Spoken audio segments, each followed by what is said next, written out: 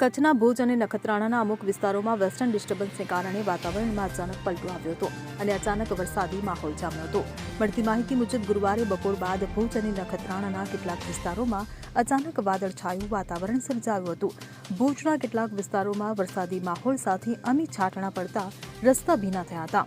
મળતી માહિતી મુજબ નખત્રાણાના પાપરપટ્ટી અને ઉલટ વિસ્તાર તેમજ ભુજના કોડકી મખણા વચ્ચેના વાડી વિસ્તાર ઉપરાંત શહેરના અમુક વિસ્તારોમાં ઝાપટા પડ્યા હતા અને ભુજ શહેરમાં સાંજના સમયે પવનની ગતિમાં વધારો થતાં ધૂળની ડમરીઓ ઉડી હતી.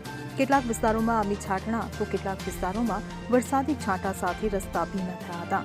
ત્યારે બીજી તરફ આ કમોસમી વરસાદને લીધે ખેડૂતોમાં ચિંતાની લાગણી પ્રસરી જવા પામી છે.